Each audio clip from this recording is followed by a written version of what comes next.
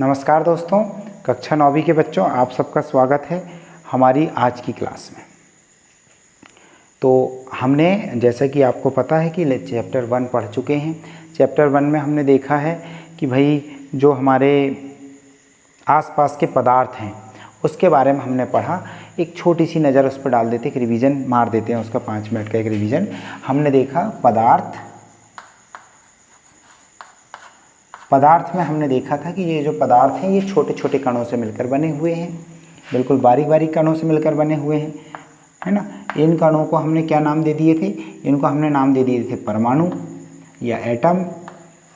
फिर बाद में हमें पता चला कि ये जो परमाणु हैं ये भी और भी बारीक बारीक कणों से मिलकर बने हुए हैं, जिन्हें हमने परमाणु यानी एटम के अंदर सब एटम नाम दिया था। मतलब सब एटम में हमने 3 प्रकार के कणों को देखा था। एक था इलेक्ट्रॉन, दूसरा था प्रोटॉन और तीसरा था न्यूट्रॉन, है ना। आपको याद होगा कल की कक्षा में हमने इसे पढ़ा है। तो इलेक्ट्रॉन की खोज किया था जे थॉमसन ने, प्रोटॉन की खोज किया था रदरफोर्ड और गोल्डस्टीन, 2 लोग के नाम आते हैं इसमें। न्यूट्रॉन में हम चैडविक का नाम पढ़ते हैं। साथ ही साथ ये परमाणु से संबंधित जो मॉडल दिया था, परमाणुवाद जिनने दिया था, उस वैज्ञानिक का नाम क्या था? उस वैज्ञानिक का नाम था डाल्टन। तो ये डाल्टन की बात भी हो गई। ये हम लोगों ने पुरानी कक्षाओं में पढ़ा है। साथ ही साथ पुरानी कक्षाओं में हमने ये भी पढ़ा है कि जो पदार्थ होता है उसे भौतिक और रासायनिक 2 प्रकार से हम वर्गीकृत कर सकते हैं। जब भौतिक वर्गीकरण की हम बात करते हैं, भौतिक वर्गीकरण, और दूसरा होता है रासायनिक वर्गीकरण। तो जब भौतिक वर्गीकरण की हम बात करते हैं तो भौतिक रूप से हम पदार्थ को 3 भागों में बांटते हैं, है ना। 3 कौन कौन से रूपों में बांटते हैं भाई? भौतिक रूप से जब पदार्थ के कण बहुत पास हो तो हम उसको कह देते हैं ठोस। जब पदार्थ के कण ना ज़्यादा पास हो ना ज़्यादा दूर हो तब कह देते हैं द्रव। और जब पदार्थ के कण बहुत दूर दूर हो तब हम ऐसे पदार्थ को कह देते हैं गैस, है ना। इस बार इससे संबंधित वीडियो मैंने आपको कल दिया था, तो वो आपने पढ़ा भी होगा, उसको देखा होगा आपने। और ये सारी चीज़ें अपन प्रैक्टिकली वहाँ पर चर्चा इस पर कर चुके हैं क्लास में, इसलिए डीप में जा रहा है क्योंकि ये क्विक रिवीजन है अपना। रासायनिक वर्गीकरण के तहत भी हमने पदार्थ को 3 भागों में बांटा था। जब शुद्ध परमाणुओं से, एक ही प्रकार के परमाणुओं से, बिल्कुल उसमें कोई मिलावट ना हो, एक ही प्रकार के परमाणुओं से मिलकर जब कोई पदार्थ बनता तो उसे हम तत्व कह देते हैं। 2 या 2 से अधिक प्रकार के परमाणुओं से मिलकर जब कोई पदार्थ तैयार होता है तो उसे हम यौगिक कह देते हैं। यहाँ पर लेकिन एक बात ध्यान में रखने वाली बात है कि 2 या 2 से अधिक प्रकार के परमाणु या तत्व जब आपस में मिलते हैं लेकिन किसी निश्चित अनुपात में मिलते हैं, हम इसकी परिभाषा कैसे बनाएंगे कि जब 2 या 2 से अधिक प्रकार के तत्व या परमाणु किसी निश्चित अनुपात में मिलते हैं तब जो नया पदार्थ बनता है उसे हम यौगिक कहते हैं। अब मिश्रण की बात करते हैं तो इसमें हम कह देंगे कि जब 2 या 2 से अधिक प्रकार के परमाणु या तत्व या यौगिक किसी भी मात्रा में मिल जाए और एक नया पदार्थ बने तो उसे हम मिश्रण कहते हैं। मिश्रण यानी मिक्सचर एक प्रकार से, इसकी कोई निश्चित वो नहीं है इसमें कि इतना मिलाएंगे उतना मिलाएंगे, जितना चाहे उतना मिला दो। एक प्रकार से खिचड़ी है, खिचड़ी बना दिए भाई। आपको सब्जी डालना सब्जी डाल दो, नहीं डालना मत डालो, दाल डालना दाल भी डाल दो, चावल भी डाल दो, मटर भी डाल दो, फली दाना भी डाल दो, धनिया डाल दो, लौकी डाल दो, गिलकी डाल दो, जो डालना वो डाल दो, आपका बहुत शानदार एक खिचड़ी तैयार हो गई। तो वो एक प्रकार से क्या है? मिश्रण है। लेकिन जो दूसरी चीज़ें होती है उसका अनुपात निश्चित होता है, उसमें उतना ही डालेंगे, नहीं तो वो फिर टेस्ट उसका खराब हो जाएगा। तो चलिए, तत्व, यौगिक और मिश्रण। तत्व का उदाहरण क्या हो सकता है? 100 जो हमारी पीरियोडिक टेबल में जितने भी खाने बने हुए हैं उसमें जो भी नंबर से 1 से लेके 118 तक जो नंबर दिए गए वो सब तत्वों के नंबर हैं। सोडियम हो, चाहे कैल्शियम हो, चाहे मैग्नीशियम हो, चाहे वो पोटेशियम हो, चाहे आयरन हो, चांदी हो, सोना हो, तांबा हो, ये सब क्या है? तत्व है। यौगिक क्या है? यौगिक जब निश्चित अनुपात में मिलते हैं 2 या 2 से अधिक तत्व और एक नया पदार्थ बनाते तो यौगिक। जैसे सोडियम क्लोराइड NaCl, इसमें Na और Cl का एक अनुपात निश्चित है भाई, वैसे ही नहीं हो गया, KCl, है ना। इस टाइप की चीज़ें क्या है? यौगिक है। मिश्रण क्या है? मिश्रण कुछ भी लाओ, रेत मिला दो, उसी में आटा मिला दो, उसी में कुछ भी मिला दो, कोई भी तत्व कितनी भी मात्रा में मिला दो, कितने भी परमाणु कुछ भी मात्रा में मिला दो, जो नया तैयार हुआ वो क्या है? मिश्रण है। शरबत बना लो आप, शक्कर डालना है डालो, नहीं डालना है नमक डाल दो, नमक नहीं डालना है कुछ मत डालो, नींबू बस निचोड़ लो, नींबू निचोड़ना है, पुदीना डालना पुदीना डाल दो। तो इस प्रकार से जो संरचना बनती है उसे हम क्या कह देते हैं? मिश्रण। कुछ भी तत्व मिला दो, यौगिक मिला दो, कोई भी अनुपात में मिला दो तो मिश्रण। तो ये सब हमने किस में पढ़ा था? ये हमने पढ़ा था अध्याय 1 में। साथ ही साथ अपने तापमान पर चर्चा किए थे, सेल्सियस, फ़ारेनहाइट और केल्विन, 3 स्केलों की अपन ने चर्चा की थी। इससे संबंधित वीडियो मैंने आपको कल ही दिया है, उस वीडियो का आप अध्ययन करें, उसमें जाएं। कैसे केल्विन से हम सेल्सियस में, सेल्सियस से फ़ारेनहाइट में, एक दूसरे में कैसे हम उनको बदलते हैं, उस वीडियो को देखने के बाद आपको पूरा समझ में जाएगा। 5-7 मिनट का वीडियो होगा, ज़रूर देखिए उसको। तो चलिए अब हम, और हाँ एक चीज़ और, ये चैनल है ना, इसको सब्सक्राइब कर लेना आप लोग, तो मैं जो भी वीडियो डालूँगा तो आप तक ये पहुँच जाया करेंगे। चलिए ये अपन इसको मिटाते हैं अब, और अब हम बात करेंगे अध्याय 2 की। किसकी बात करेंगे? अच्छा, अध्याय 1 में मैं देख लूँ कोई काम की चीज़ रही तो नहीं।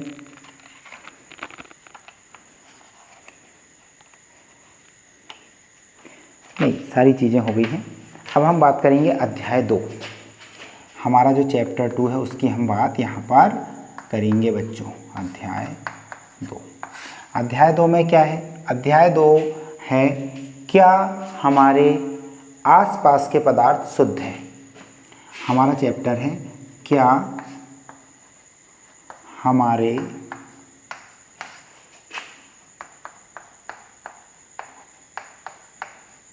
आसपास के पदार्थ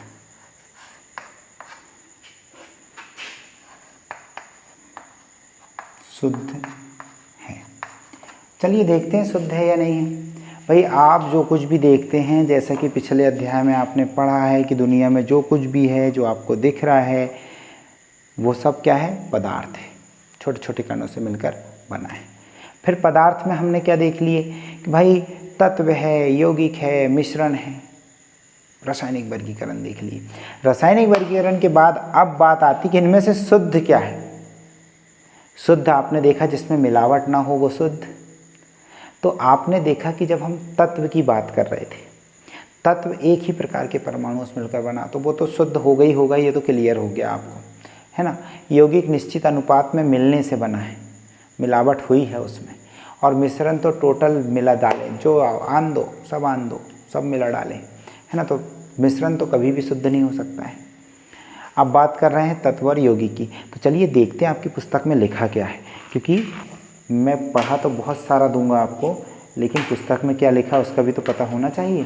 तो चलिए बात करते हैं भाई, हम कैसे जान सकते हैं कि बाज़ार से ख़रीदा हुआ दूध, घी, माखन, नमक, मसाला, मिनरल जल यानी मिनरल वाटर या जूस शुद्ध है। रसोई में उपयोग की जाने वाली बहुत सारी वस्तुएं हैं जो हम दैनिक ज़रूरतों के हिसाब से खरीदते हैं, लेकिन हमें पता कैसे चलेगा कि वो शुद्ध है? इस पर है पूरी डिबेट आज की। ये पूरा अध्याय इस पर डिपेंड है। क्या आपने कभी इन खाने वाले पदार्थों के डिब्बों के ऊपर लिखे शुद्ध शब्द पर ध्यान दिया है? आप देखते होंगे निरमा शुद्ध नमक, है ना, शुद्धता का एहसास, ऐसे कई सारे ऐड में आपने देखेंगे ओरिजिनल शुद्ध है बिल्कुल। एक साधारण व्यक्ति के लिए शुद्ध का अर्थ होता है कि पदार्थ में कोई मिलावट ना हो। भाई देखिए दूध है तो गाय का दूध है, उसमें पानी नहीं मिलाए हैं तो उसके लिए शुद्ध है आदमी के लिए, साधारण आदमी के लिए।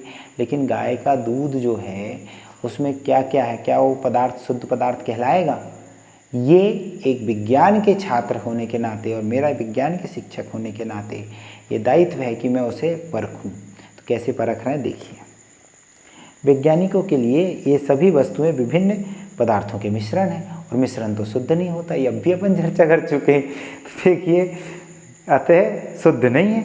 उदाहरण के लिए दूध में जल है, वसा है मतलब तेल है, प्रोटीन आदि का मिश्रण है।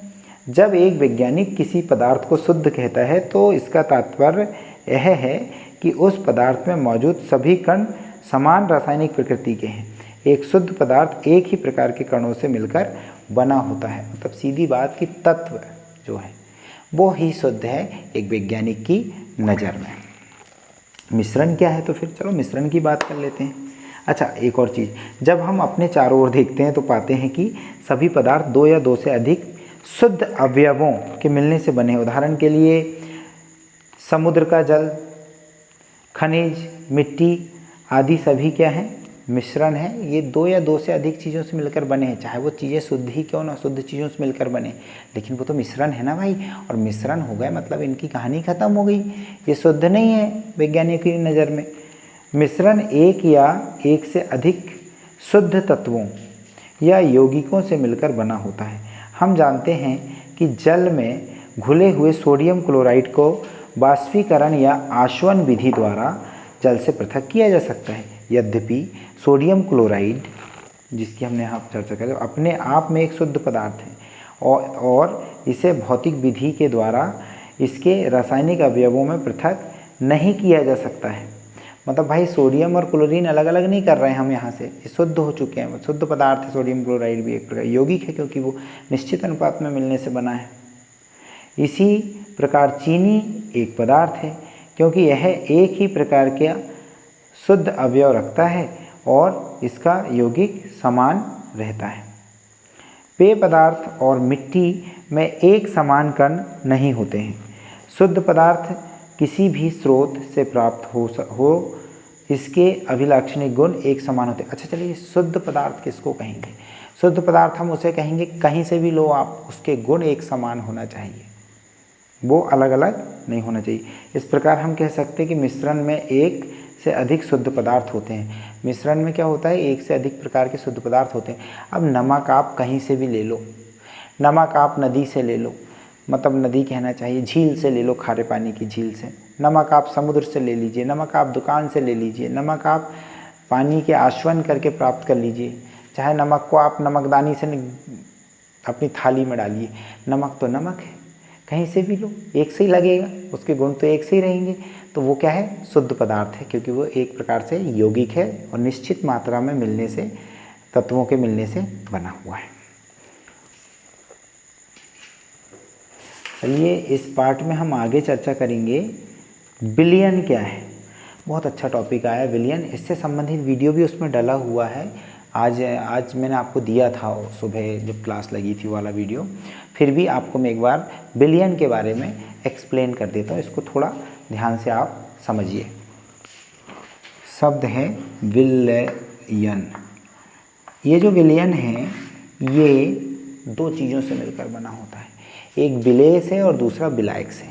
एक विलेय है भाई, एक पदार्थ है विलेय, दूसरा पदार्थ है विलायक।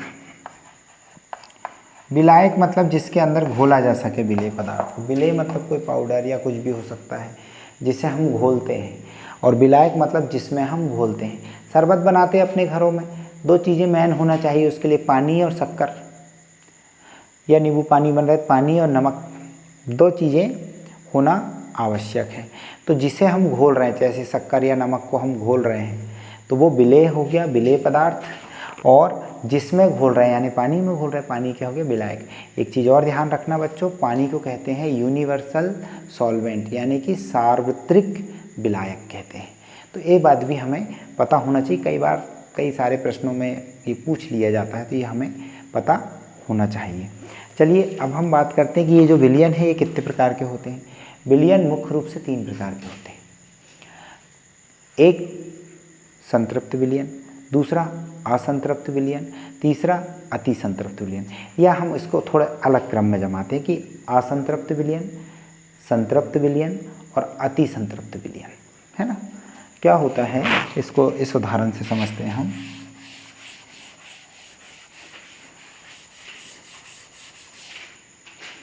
हमने एक बीकर लिया, उसमें पानी भर दिया,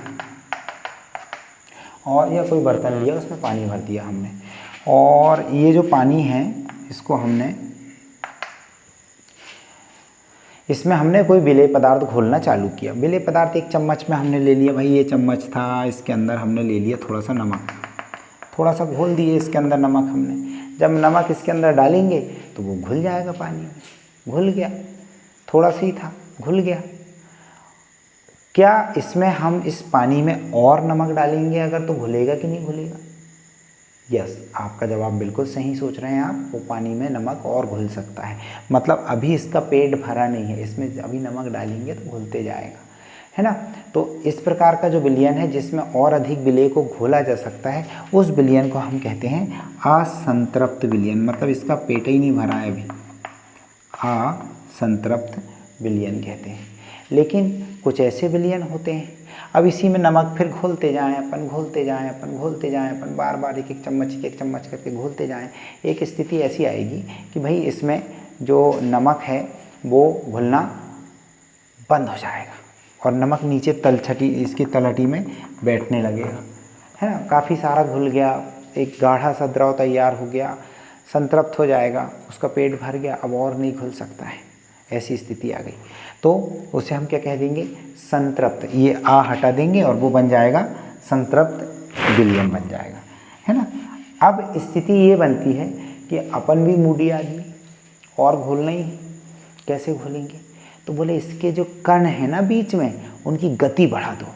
तो गति बढ़ाने के लिए आप क्या करते हैं, सबसे पहले तो इसको पकड़ेंगे, ऐसा ऐसा ऐसा ऐसा हिलाएंगे, गिलास को, बर्तन को हिलाएंगे तो वो उसकी गति बढ़ेगी, हो सकता है उसमें कुछ घुल जाए।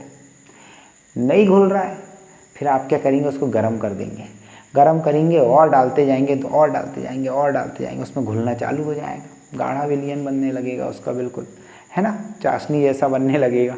तो तब जब ये गाढ़ा विलयन, मतलब गर्म करने पर जब और घोला जा रहा है, उसको घोलकर तैयार किया गया विलयन, मतलब कि संतृप्त विलयन को गर्म करके और ज़्यादा विलेय पदार्थ घोलकर जो विलयन तैयार किया जा रहा है, उसे हम कहते हैं अति संतृप्त विलयन।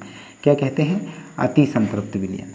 इसका वीडियो भी डला है बेटा, उसको मैंने खाना खाने के ऊपर एक उदाहरण लेते हुए समझाया था। आप उसकी प्लेलिस्ट, साइंस की प्लेलिस्ट जो अपन ने बनाया ना, आज ही डाला था मैंने उसमें, तो उसको आप देख लीजिएगा, उसमें काफ़ी अच्छे से इसको एक्सप्लेन कर दिया गया है।